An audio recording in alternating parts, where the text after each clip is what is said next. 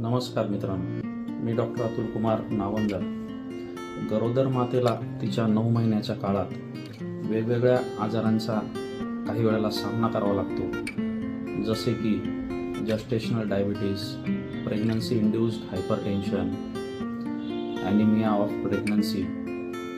त्यापैकी सगळ्यात महत्त्वाचा आणि घातक असा जो काही आजार असेल तर तो आहे प्रेग्नन्सी इंड्यूस्ड हायपरटेन्शन, म्हणजे गरोदर मातेला लागलेला बीपीचा आजार.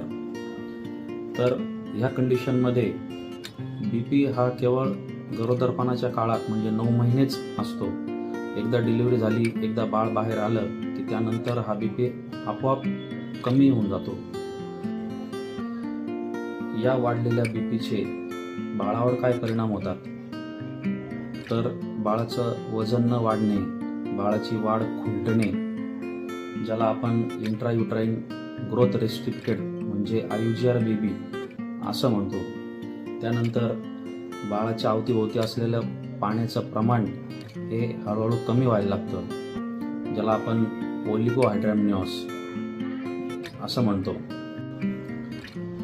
या वाढलेल्या बीपीचे गरोदर मातेवर काय परिणाम होतात, तर वारंवार डोकं दुखणे, हातापायाला, चेहऱ्याला, संपूर्ण शरीराला सूज येणे. अशा कंडिशनमध्ये आपण प्री एक्लाम्सिया असं त्याला म्हणतो. त्यानंतर पुढच्या स्टेपमध्ये ज्यावेळेला बीपी अजून जास्त वाढतं, त्या कंडिशनमध्ये गरोदर मातेला झटके देखील येऊ शकतात आणि बाळाच्या जीवाला धोका सुद्धा निर्माण होऊ शकतो. अशा वेळेला आपल्याला निष्णात स्त्रीरोग तज्ज्ञांची ट्रीटमेंट घेणे हे अतिशय गरजेचं असतं आणि 9 महिने व्यवस्थित ट्रीटमेंट घेऊन आपण तो बीपी कंट्रोलमध्ये ठेवून आणि एका हेल्दी बेबीला त्या मातेने जन्म दिल्यानंतर पुढच्या 15 दिवसात आपोआपच तो बीपी नाहीसा होतो. अशा पद्धतीने तज्ज्ञ डॉक्टरांच्या सल्ल्याने आपण या आजाराचा यशस्वीरित्या सामना करू शकतो. आपल्याला जर ही माहिती आवडली तर कृपया शेअर करायला विसरू नका. धन्यवाद.